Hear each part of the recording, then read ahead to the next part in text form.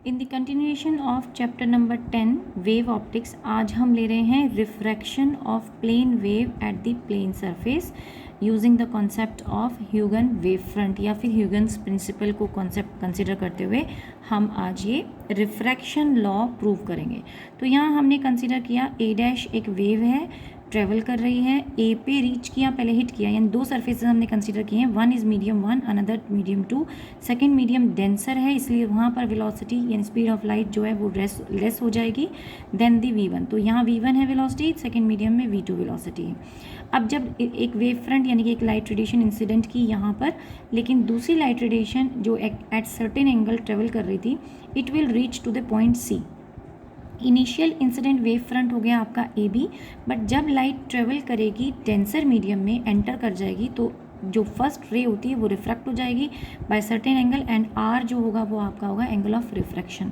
और जब दूसरे मीडियम में जा रही है तो टुवर्ड्स द नॉर्मल बेंड करेगी, एंड इस वक्त हम कह देते हैं कि उसकी स्पीड भी बदल गई है, v2 स्पीड हो गई है। और जो उसने टाइम लिया यहाँ पे टॉ से रिप्रेजेंट किया, आप इसे टॉ कह लो या टी कह लो, मैं इसे टी कह देती हूँ क्योंकि मैं ऊपर इस एक्सप्रेशन में टी ही लेने वाली हूँ। तो यहाँ जो टाइम लगा वो v1t लगा, यहाँ जो टाइम लगा तो यहाँ जो डिस्टेंस कवर किया उसने वो v1t से किया, v1 वेलोसिटी कुछ और थी, और यहाँ पर जो डिस्टेंस कवर किया वो किया v2t। अब क्योंकि स्पीड कम है तो it in the same time interval it will cover a less time, so less distance. तो लेस डिस्टेंस कवर कर रही है तो हमने यहाँ तक का वो डिस्टेंस मान लिया, and we join this to frame a new wave front. तो अब आपके पास ई सी जो है वो डेंसर मीडियम में आने के बाद जो वेव फ्रंट बना, ये वो वेव फ्रंट रिप्रेजेंट कर रहा है सी ई। तो हम देखते हैं कि दोनों के लिए हम रिलेशनशिप कैसे निकाल सकते हैं।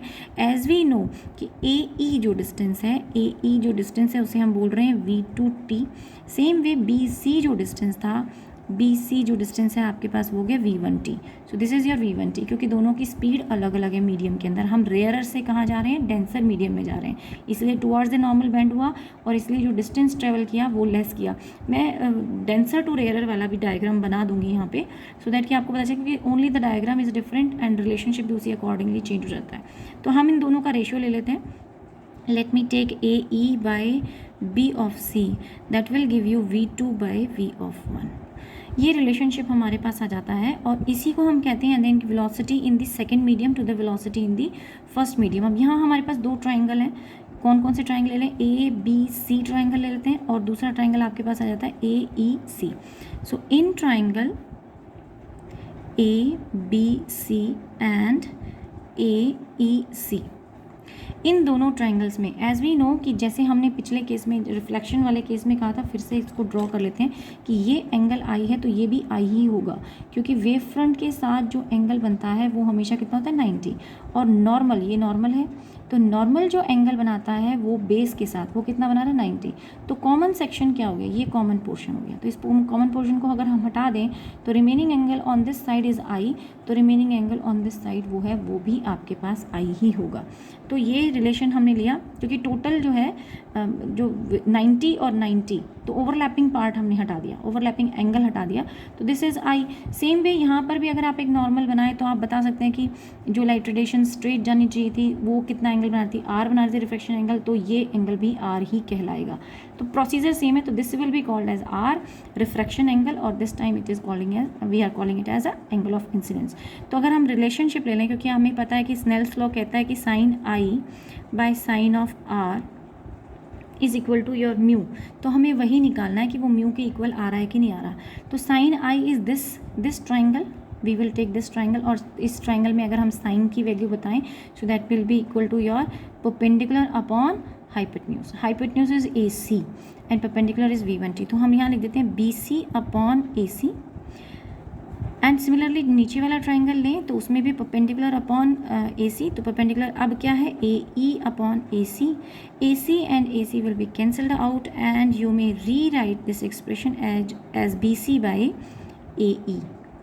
और बी सी बाई ए ई तो हम यहाँ प्रूव कर चुके थे, ए ई बाई बी सी को हम रेशियो लिख किया था, तो ये V2 बाई V1 आ था, ये उल्टा है तो हम इसको लिख सकते हैं V1 by V of 2, velocity of first medium to the velocity of the second medium. और इसी को हम बोल रहे हैं, ये रेशियो क्या रहेगा, ये कांस्टेंट रहेगा, and this constant is defined as 1/2, यानी कि refractive index when we travel, क्योंकि definition of refractive index is also same. It says that when we go from first medium to the second medium, this will be defined as the velocity of light in first medium to the velocity of light in the second medium. So ये relationship हमारे पास refractive index का आ गया है. अगर यही चीज़ हमें denser से rare में बोलनी हो तो let me draw the diagram and then I will show you again. I have drawn the diagram and you may notice कि यहाँ पर क्या था, क्योंकि हम रेयरर से डेंसर में आए तो हमारी स्पीड कम हुई, तो V2 जो था वो लेस था. लेकिन अब जब आप डेंसर मीडियम से, मैंने इनसे शो करने की कोशिश की है कि ये डेंसर मीडियम है, तो डेंसर से जब आप रेयरर में जाओगे तो स्पीड बजाय कम होने के वो इंक्रीज़ कर जाएगी and will travel a longer distance. This is the only difference. लेकिन यहाँ पर भी वेलोसिटी V1, अब क्योंकि ये मीडियम V1 है, ये V2 है, तो V2T ही कहलाएगा. इसमें हम डिस्टेंस ले रहे हैं तो ये V1 आपका T कहलाएगा. तो रेशो पे कोई फ़र्क नहीं पड़ा, यानी कि अगर आप इस पोर्शन के लिए भी स्नेल्स लॉ लगाएं sin I by sin R, so फिर से हमारा रेशो V1/V2 ही आएगा, which will be called as 1:2. तो वही है तरीका कि एक मीडियम से दूसरे मीडियम में जा रहे हैं, सिर्फ हाँ डायग्राम फॉर्मेशन का मेथड हमारा थोड़ा सा, यानी कि डायग्राम की शेप जो थी वो थोड़ी सी हमारी चेंज हो गई. अब आगे हम वेरिएशन देख लेते हैं कि वेवलेंथ का लाइट पर क्या फ़र्क पड़ता है when it goes from one medium to the another medium. So let us now see the effect of wavelength on the light in going from one medium to the other medium. तो अगर हम यहाँ refractive index को, velocity को और wavelength को आपस में इंटर रिलेट करें, सो वी कैन राइट, अगर μ2 आपके पास है मीडियम और μ2/μ1 आप लिख रहे हो, that will B refractive index जो नॉर्मली हम रिलेशनशिप देते हैं. पहले यहाँ लिख देते हैं μ of 1 to 2, that is written as μ2/μ1. But यही रिलेशनशिप होता है V1/V of 2. और वेलोसिटी को अगर हम फ्रिक्वेंसी की टर्म्स में लें, फ्रिक्वेंसी λ1 बाई फ्रिक्वेंसी ऑफ λ2, ये रिलेशनशिप आता है, यानी हम कह सकते हैं λ1 बाई λ2.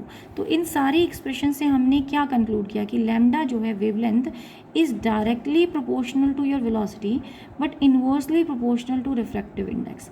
तो रिफ्रैक्टिव इंडेक्स के साथ इसका इन्वर्स रिलेशन है, क्योंकि यहाँ λ1 था और ये μ2 आ जाता है. तो रिफ्रैक्टिव इंडेक्स के साथ तो इन्वर्स रिलेशन हो गया, लेकिन वेलोसिटी के साथ उसका डायरेक्ट रिलेशनशिप है. तो अगर हम कहें कि आप पूरे एपरेटस को पानी में डिप कर दें, या लाइट जो है वेवलेंथ जो ट्रेवल करते हुए कहाँ पहुँच रही है, दूसरे मीडियम में जा रही है, तो फिर हम नोटिस करेंगे कि वेवलेंथ उस केस में क्या हो जाएगी, डिक्रीज़ कर जाएगी, क्योंकि रिफ्रैक्टिव इंडेक्स बढ़ जाएगा. एयर में कम होता है, वाटर का होगा 1.33, तो रिफ्रैक्टिव इंडेक्स बढ़ा, ये म्यू बढ़ेगा तो वेवलेंथ क्या हो जाएगा, डिक्रीज़ कर जाएगा. So I am writing just one line here to relate और easy to make it easy to remember. So wavelength जो है वाटर में डिक्रीज़ कर जाएगा बिकॉज रिफ्रैक्टिव इंडेक्स इंक्रीज़ कर जाता है. तो अब हम देख लेते हैं plane wave front incident on a thin prism और लेंस और मिरर. यानी अगर हम वेव फ्रंट्स को प्रिज्म पे, लेंस पे या मिरर पे इंसिडेंट कराएं तो उनकी फॉर्मेशन में, उनकी शेप में क्या कोई फ़र्क पड़ेगा. So let us see. Let us first take the case of the prism. तो प्रिज्म पे हमने एक प्लेन वेव फ्रंट इंसिडेंट करा दिया है और इस वेव फ्रंट को भी कुछ नाम दे देते हैं. Let us call it as AB.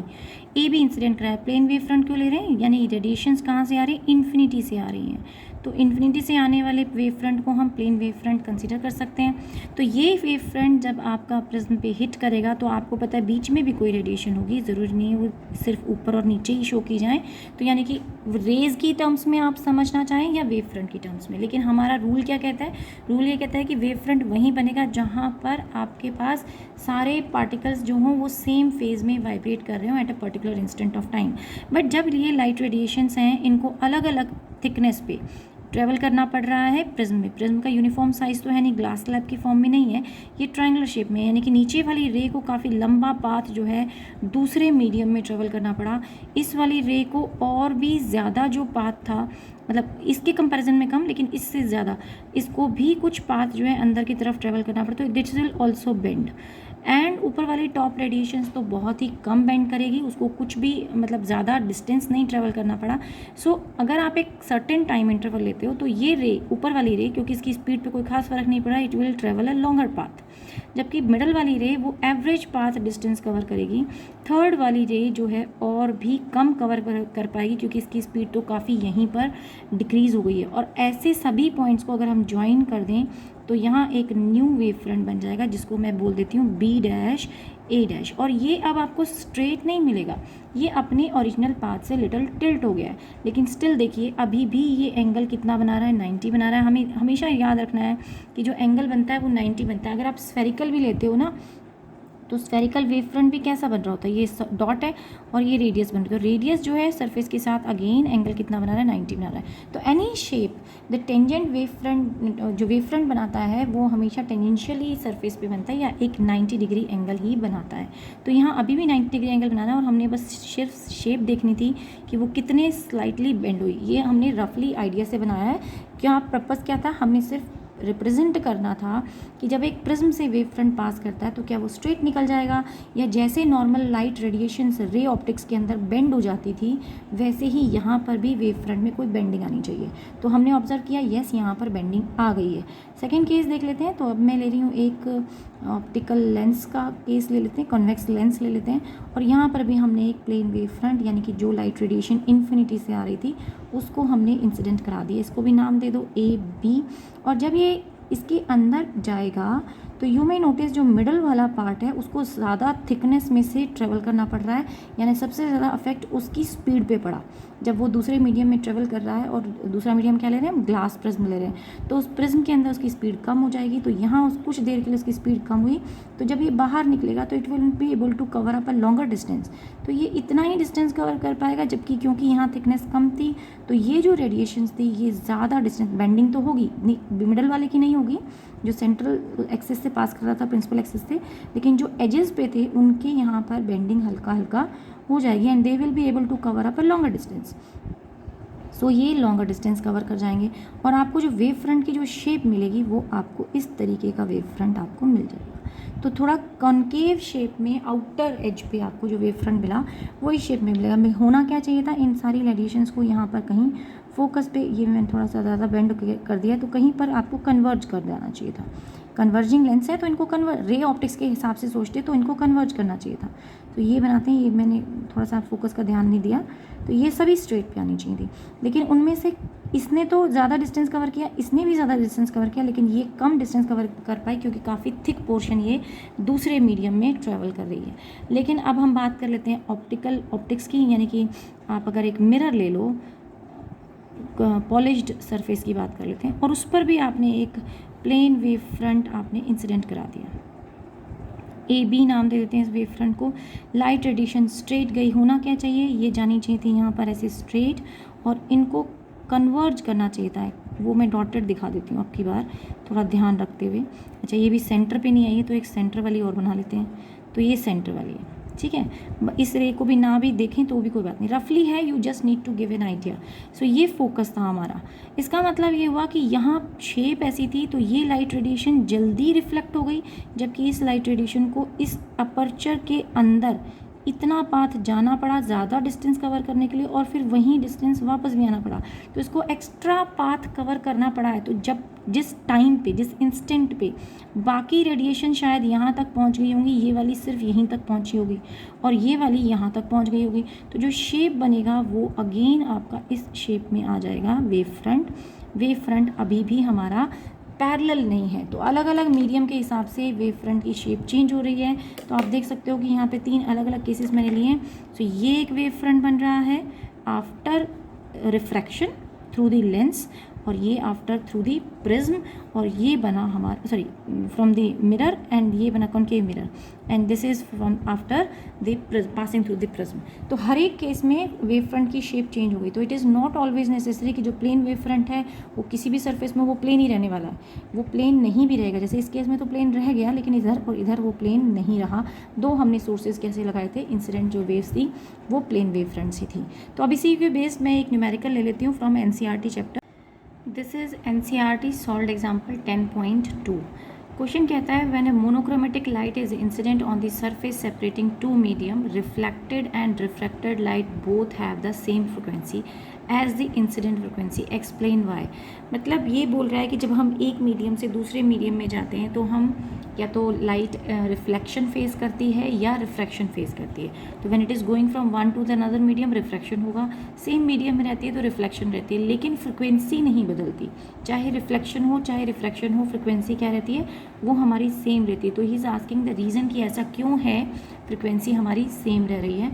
तो उसका रीज़न हम ये कह सकते हैं कि जो लाइट इंसिडेंट होती है वो सरफेस के ऊपर जो एटम्स होते हैं यानी इंटरफेस के ऊपर, फॉर एग्जाम्पल हम यहाँ पर ये कह लें कि ये एक मीडियम था और लाइट आपने यहाँ से इंसिडेंट कराई है, तो जो सरफेस मॉलिक्यूल्स होंगे या सरफेस एटम होंगे वो अपने आप उस एनर्जी को एब्जॉर्ब करके वाइब्रेट करना शुरू कर देंगे और वो उसी फ्रिक्वेंसी पे वाइब्रेट करते हैं जिस फ्रिक्वेंसी की लाइट हमने वहाँ पर इंसिडेंट कराई है। तो यानी इंसिडेंट की लाइट फ्रिक्वेंसी, लाइट की इंसिडेंट फ्रिक्वेंसी और इनके वाइब्रेशन की फ्रिक्वेंसी सेम है। So what will happen, they will emit the same frequency. So जो फ्रिक्वेंसी इन्होंने रिसीव की ये उसी फ्रिक्वेंसी से ऑसिलेट की और वही फ्रिक्वेंसी इन्होंने इमिट कर दी। तो चाहे रिफ्लेक्शन हो, रिफ्लेक्शन में भी आपको सेम ही फ्रिक्वेंसी ये इमिट करेंगे, और चाहे वो दूसरे मीडियम में जा रही हो, यानी कि अगर सेम मीडियम में भी ट्रेवल कर रही है इमिट करके तो भी फ्रिक्वेंसी उतनी ही रह रही है, क्योंकि दे will emit also the same level frequency.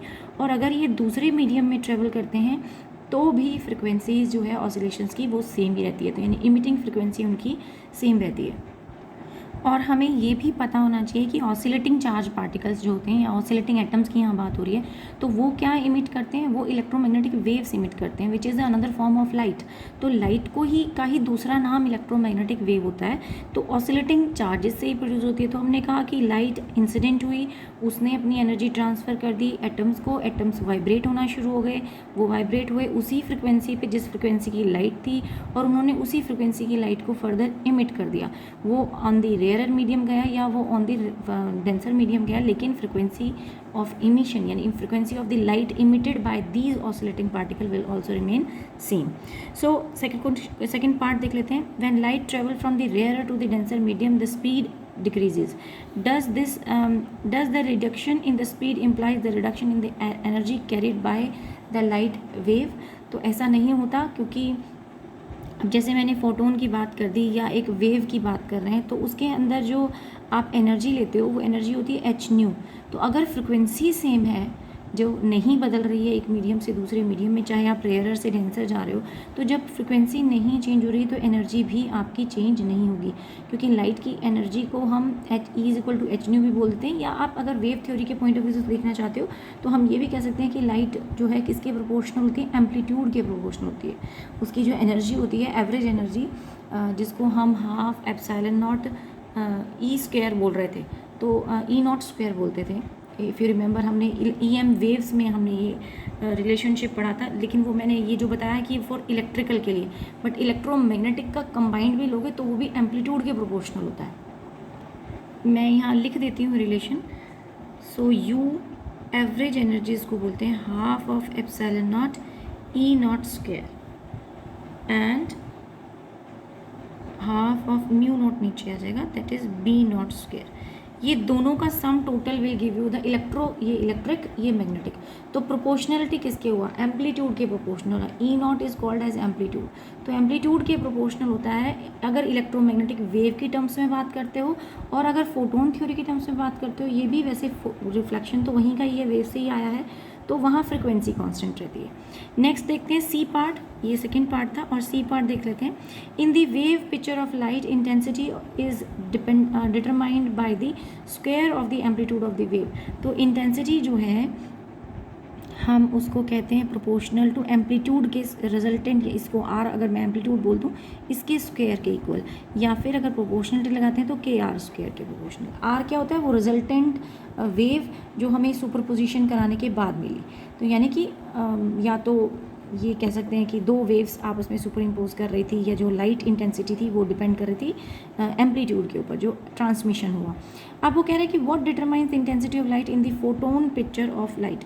तो in the photon picture of light we determine the intensity of light as the photon incident per unit area around that point. तो मैं लिख देती हूँ। So I have written the statement, the number of photon incident per unit area around a given point. यानी यहाँ पर intensity amplitude पर depend नहीं करती है, स्क्वायर ऑफ एम्पलीट्यूड के इक्वल नहीं होती या प्रोपोर्शनल नहीं होती, बल्कि डिपेंड करेगी कितने फोटोन्स इंसिडेंट हुए एक यूनिट एरिया में, तो कितने नंबर ऑफ फोटोन्स रीच कर रहे हैं सरफेस के ऊपर, इस बात पे डिपेंड करती है. अब एक न्यूमेरिकल देख लेते हैं. In this question, the ratio of the thickness of the strips of the two transparent medium A and B is equal to 3:2. If the light takes the same time in passing through both of them, then what is the refractive index of B with respect to A?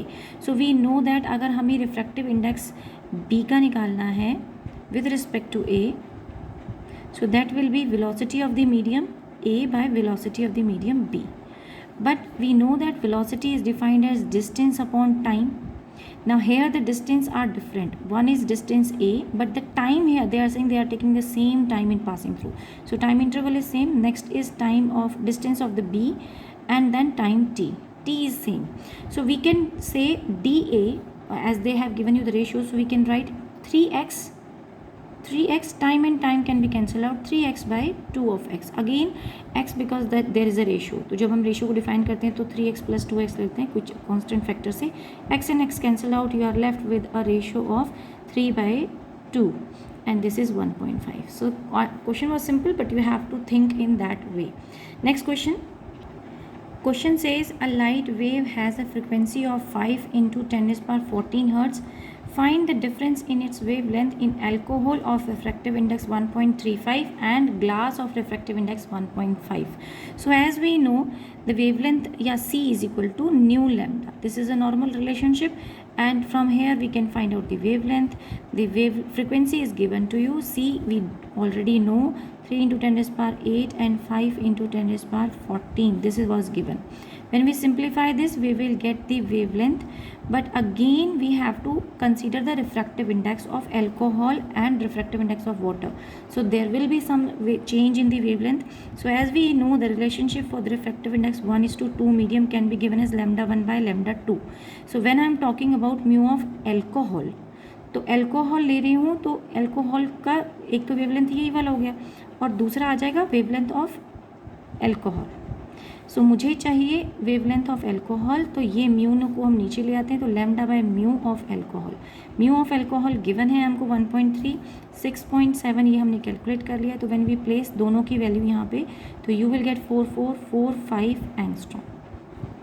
Same way inverse relationship अब अगर हमें glass के लिए चाहिए तो भी हम फिर से वही फॉर्मूला पुट कर देते हैं. तो lambda by mu of glass और वो हमने 1.5 यहाँ पे पुट करना है, सॉल्व करना है, तो ये आ जाएगा 4000 एंगस्ट्रॉम. लेकिन निकालना क्या था, difference. Find the difference in the wavelength. So that means हमें एल्कोहल के बीच में माइनस एल्कोहल को AL कह देते हैं, नहीं तो एयर लगेगा.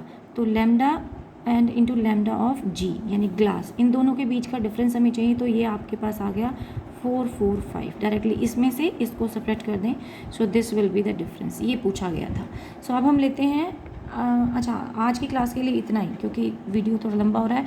नेक्स्ट क्लास में हम नया टॉपिक स्टार्ट करेंगे, यानी सुपरपोजिशन या फिर you can say interference. Thank you.